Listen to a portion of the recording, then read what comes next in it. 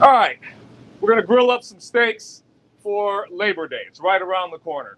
My name is Roger Sherman. I'm the pit master and owner of District Pit Barbecue Catering Company in Washington, D.C., and a proud alumnus of Miami University 2001. So I'm not gonna waste a whole lot of your time. We're gonna get it right into it. We're gonna cook up a steak today, and it doesn't require a lot of stuff.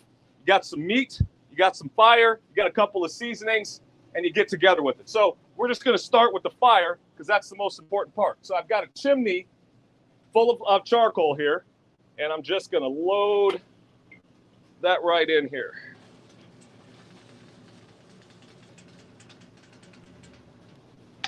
So that's gonna fire up a little bit, give it a little bit of time. Coals are already gray, so we'll just keep cooking here. I'm gonna throw this top on it to keep the heat in. Now we're gonna talk about this beautiful piece of meat here. When I'm grilling steak, I like to go ribeye. Ribeye is the best cut of steak for me. Personal opinion, if you like T-bones, if you like something else, that's fine. We're gonna cook them all the same way, but this is how we're gonna roll today. So we're gonna start with some simple seasoning. I like to start with what they call a Dalmatian rub. It's salt and it's pepper. It's black and it's white, Dalmatian rub. So we'll start with a little bit of salt here. And you're gonna drizzle it on top of the steak from about 10 inches above it so that it gets nice and easy. And you can be generous on the salt here. You can be generous on it. Salt you don't use, you just put it on the side of the plate there. And we'll get to that again for the back side of it. Next piece, you're gonna have some cracked back black pepper. I like to use kosher salt, by the way, cracked back pepper, and we're gonna be real generous with this. Now you got your salt and your pepper. Dalmatian rub. You can throw on a little garlic powder here and get the same deal. So it's still white, so you're still at the Dalmatian rub. Little bit of that there. And then the last piece, to transform it from a Dalmatian rub into something else, we're gonna add some red pepper. And this is gonna make it a newspaper rub because now it's black, white, and red all over. So you take your red pepper here, same deal. Don't be too generous with this depending on who you're feeding. Just a little sprinkle of that, give it a little pizzazz, and then you'll go ahead, flip the steak over, and do the exact same thing on the other side. We've got some of the seasonings here that we still had on the side here, some of the salt that we hadn't used. So we'll go ahead and use that on it. Get a little bit more salt. Again, 10 to 12 inches above, not over salting it. Like I said, you can go ahead and be generous with it. Got to go back to the pepper. You can be generous with that. And then a little bit of red pepper. Simple. Now, normally, I'd let this sit for 3 or 4 minutes just to get its crust on or however you do it. Another thing you can do is you can pick it up, and then the excess stuff that's on the plate, dab that in the sides and make sure you season the sides. Real easy. Get them on. That way, who's ever eating the ends of this, they're getting the same respect that the people eating the middle are. Then it gets pretty simple after this. You're going to put the fire under the meat. We've already got it going. Should be pretty hot already. We burned the coals up pretty good here. So you can see that they're good and gray. And then you're going to take your tongs. This steak is a little bit more than 1.5 inches thick. We're just going to lay it directly over top of the coals. I don't know if you mic picked it up or not, but you'll get a good sizzle there. And then we're going to close it up. So now we're going to take about 4 minutes aside here. So out of camera here, out of frame, I've actually got my timer set up. We're going to go 4 minutes on it. 4 minutes is not going to get it completely there. Obviously, we're going to have to flip it over again so that it gets all the beauty and the marbling on both sides and the grill marks. It's going to be super pretty. We're grilling today, but I'm really a barbecue chef. I like to cook indirective heat. I like to cook big roast that take 8, 10, 12, 15 hours sometimes. Slice them up, pull them apart, put them out there for the people to eat. And most of the time, people are pretty happy. You get that low and slow involved in it, and you usually get a pretty good product. With that, it's important for everybody to understand that what we're doing here is not rocket science. Man has been cooking meat over fire for tens of thousands of years. This is not rocket science. You can do this. So you set up a fire, you put some meat over top of it, you pay attention to your temperatures, you watch the times, you too can be a grill master. I started grilling when I was a kid. My mother is from Kentucky, so there's a whole barbecue element there. We grew up in the District of Columbia. Not a ton of barbecue here. You get your chicken wings and your mumbo sauce, which is kind of like a barbecue sauce. Get a lot of crab cakes in this area, but it's not a real barbecue heavy area. If you go down the road, straight down I-95, you'll drive through Richmond and drive through North Carolina, Virginia Beach, get some great barbecue down there. But this isn't a super heavy barbecue region, the Washington, D.C. area. So we thought it was a good opportunity for us to try to elevate the palates of the people of the District of Columbia by coming in and giving that kind of old school Kentucky barbecue that I learned from my mom. Also picked up a lot of grilling. So my father is from the Bahamas. Not a lot of smoking down in the Bahamas because they're typically cooking with what we would call softwoods. So here, when you're doing barbecue, you typically want to cook up with a harder wood, like a oak and hickory and cherries and apple woods and all those different types of barbecue woods that you hear when you're watching the barbecue shows on television. Down in the Bahamas, they usually have wetter woods, pines, cedars, and stuff like that. If you smoke with that, you'll find yourself in a situation where your meat takes on a lot of soot if you cook it for a long time. So what they'll do down there is basically what we're doing here. Get a hot fire, get those sticks burning real hot, put the fish or the meat or whatever you're cooking directly over the grill, get it off of there as quick as you can. Most of the time when they're down there grilling fish, they're going to have meat over the fire for 6-7 minutes at the most, as opposed to that 8, 10, 15 hours that we like to do, when we're doing barbecue. So that's kind of how I came up. We've been in the business here in Washington, D.C. for a little over 6 years now. The staples that we do your briskets, we do your chicken, we do ribs, we do beef ribs, we do pulled pork, all of your barbecue staples, and then we supplement that with a whole bunch of savory sides. Everybody loves mac and cheese. We actually smoke our mac and cheese. Everybody loves baked beans. We smoke our baked beans. We do grilled corn. We've got coleslaw. We've got mashed potatoes. We got potato salad. We got all the good staples that you would see at a good Thanksgiving feast or that you would see at a good summer barbecue. People ask me a lot of time, do I eat a lot of my own cooking? All the time.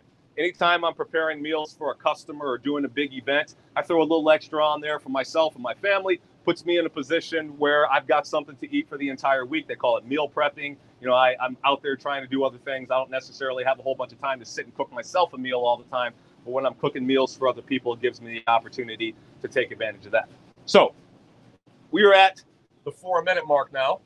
Open this up so you can see the whole thing here. And we will now flip this bad boy over. You can see the smoke coming off of it here. You can see the grill lines on that. You can see that's coated right there, really nice. All right, so now that we flipped it, we're going to basically do the same thing. I flipped it over. It looks nice and pretty. Some people will take a second shot at seasoning it here. I don't really like to do that. I think that's kind of a waste of seasoning. If you season it correctly the first time, you don't really have anything to worry about. So we'll close that back up so that it gets good and hot in there again. And now we're just going to wait and count down another 4 minutes for you. So a lot of people will ask the question, Roger, that seems like a really short period of time. 4 minutes aside, it should take a lot longer to cook a ribeye. It does. This is not going to be an 8-minute cook. So we're going to sear this heavy, high heat, 4 minutes on each side. And then after that, what we're going to do is we're going to take it, we're going to move it off to the side, and then we're going to let it continue to cook indirect heat. That is called indirect cooking. A lot of people call this a sear and smoke. I like to call it a sear and smoke. That's what I do. Like I said, I'll get it right real hot on the other side. And what we could do some other times is we'll throw a couple of extra wood chunks on top of the wood as it continues to cook over, and then we'll get a little extra smoke in there. That's a good way to add a little extra flavor to your meat. So a couple of other things that I like to talk about. When you are cooking your steak, it is important for you to understand the temperatures. Different degrees of the steak. Obviously, there's rare, there's medium rare, well done. However you like your steak. I got a bunch of jokes about people who eat well done steak, eating shoe leather, eating bootstraps, or whatever you want to say about that. But at the end of the day, really what it comes down to is how do you like your steak? If you like your steak medium rare, great. If you like it rare, great. I happen to like mine medium rare, a little closer to rare, but that's fine. If you come to my house and I am cooking steaks and you are asking me to cook it to well done for you, I will cook it to medium rare. Once it hits medium rare, you're responsible for your steak. I'm not gonna sit there and watch it burn. you can sit there and have the pleasure of watching it burn yourself. When it's ready and you've got your bootstrap leather, you can go ahead and consume that however you'd like to do it. What other meats do I really like to cook? What am I really good at? I think probably my best cook that I do for the business is ribs. I cook a ton of ribs a year. I probably cook, somewhere between 800 and 1,000 racks of ribs a year. And I do them in a way that's very simple. I would have liked to have done a rib demo for you today. It takes too long. Maybe one day we'll film it, we'll cut it down, and we'll put it up for the Miami alum to take a look at. But my ribs are pretty simple. I do it with a very simple rub, a little salt, a little pepper, a little garlic, a couple of other secret spices I'm not going to tell you about. I do pull the membrane off the back of the rib for those of you who are interested in that. You lay the rib indirect of the fire, and I just let it go on 225 to 250 degrees for somewhere between 3 and 4 hours. I'll come back, take a temperature check. If it's over 170 degrees, I'll go ahead and wrap it, put it back on the grill. I'll wrap it in foil so it maintains a whole bunch of additional moisture. And then after that, I'll pull it out, check the temperature. Should be somewhere between 195 and 202 degrees. And at that point, I think what you've got is a beautiful rack of ribs. Pull it off, let it sit there for about 20 minutes, let the moisture go back inside of the ribs, and then you'll just start cutting them up. And after that, people want to sauce them up. I don't ever sauce anything. I make a sauce. I'll provide you with beef, provide you with pork, provide you with chicken, whatever you want to eat, and then you'll be responsible for saucing that yourself. I think it's important that the meat tastes the way the meat is supposed to taste. Here's the good thing about barbecue. Barbecue makes food taste the way food is supposed to taste. What do I mean by that? The gas oven is approximately 200 years old, less than that, 150 years old, somewhere in there. The electric oven is probably 100 years old. The microwave oven is 50 or 60 years old at this point. Fire is hundreds of thousands of years old. So if you're cooking directly over fire, you're guaranteed that your food is going to taste the way your food is supposed to taste. Barbecue is biblical. It's been around forever. If you're a religious person, if you follow the Bible, great. If you don't, you'll know this story anyway. When the prodigal son returned from all of his antics, his father said, "Kill the fatted calf and prepare my son a feast." Put shoes on his feet, put a ring on his finger, and he killed and prepared the fatted calf. They did not put the fatted calf in an oven. They put the fatted calf over a whole bunch of open coals like we're doing with this delicious piece of ribeye right now. So now, we're back to my ribeye. So I've cooked it on both sides for approximately 4 minutes. It looks really good, but I know that it's not done. Now, this is where it gets important. Time and temperature is important. If you're cooking, grilling, barbecue, you should have a meat thermometer. You have a meat thermometer, you don't have to play games and guess when your meat is done. So I want this steak to be somewhere between 122 and 125 degrees internal temperature. Now, why do I want it that low? Great question. Because after the steak comes off, we're going to tent it in foil, and it's going to continue to cook. I want my steak to be medium rare. So if I pull it off at medium rare and then I wrap it to rest, it's going to make its way closer to done. We don't want that. So we're going to take a temperature read right now. My steak is 123 degrees. This is exactly where I would like it to be. But for the purposes of this demo, I'm going to let it go just a little bit longer. So what I'm going to do now is I'm going to slide the meat from over top of the fire just off to the side, so it's still catching some of that indirect heat, and will continue just to cook a little bit longer. I'm only showing this to you right now so that you understand the process of the sear and smoke. So this was going to raise up. By the time I get it off here, it's probably going to be closer to 127 degrees, maybe even 128. We'll let this sit here for a little bit, and it's going to give the time for the juices to drain back into the meat. When the meat is directly over the fire, all those juices are being sucked out of it because of the heat. When you get it off of the heat, or indirected heat, some of those juices will start to settle back into the meat. This is called resting. Now, it is not actually resting at this point. What it's doing right now is continuing to smoke. And we're just going to leave it out here for just a couple of minutes, just so you can get an idea of how this works. While this happens, I'm going to switch out my plates. You saw that I brought a plate in. It had the raw meat on it, and then I season it on the plate. Obviously, that's not how you want to take it off. So we will introduce a clean plate with a very nice and large old hickory knife and fork that we will use shortly to cut into this delicious piece of beef. So, what's the second best thing I do? It's brisket. Brisket is a big staple in barbecue. It's the hardest meat to cook. It's got a lot of inner fat marbling in it. If you get a good piece of it, it's going to take a long time. You know, your average brisket whole brisket weighs somewhere between 12 and 14 pounds. I actually like to get them about 16. If you're familiar with barbecue culture, there's the point and the flat on the brisket.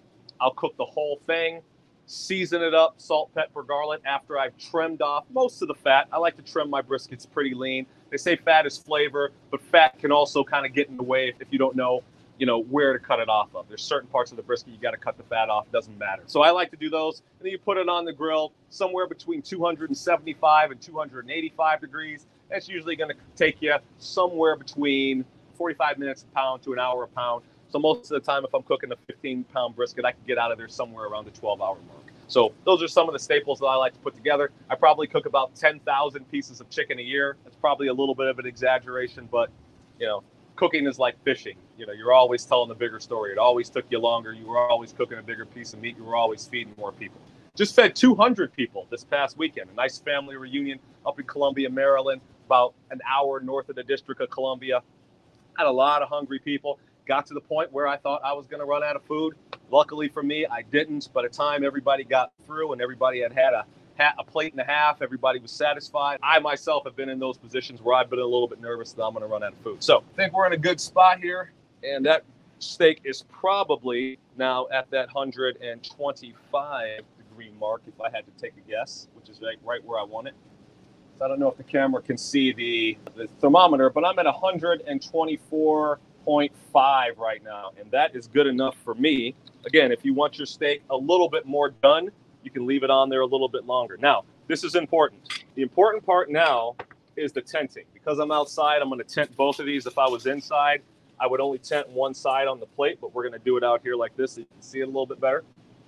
So I'm going to put foil on the plate here, and then we are going to rest the steak right on top of the foil.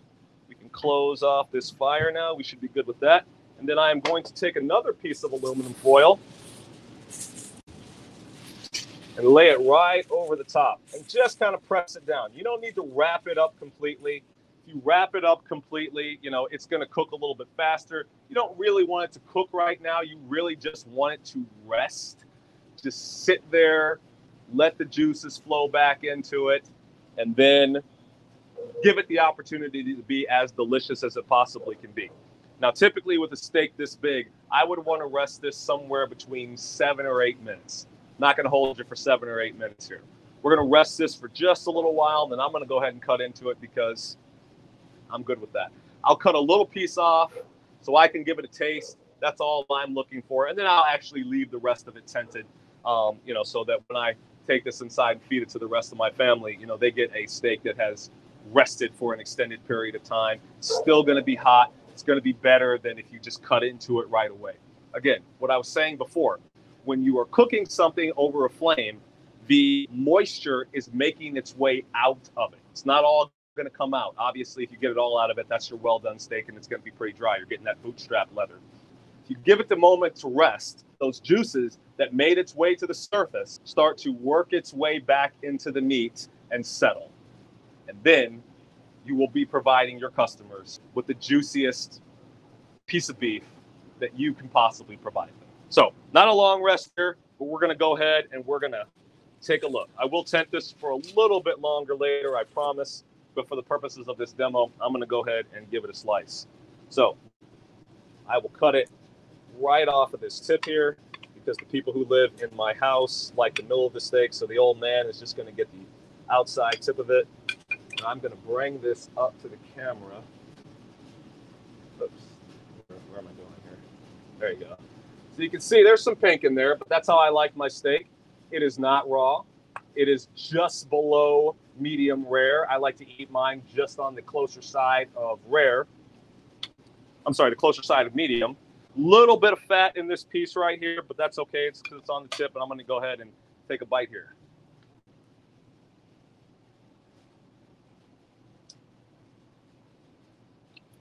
That, ladies and gentlemen, is how you cook steak.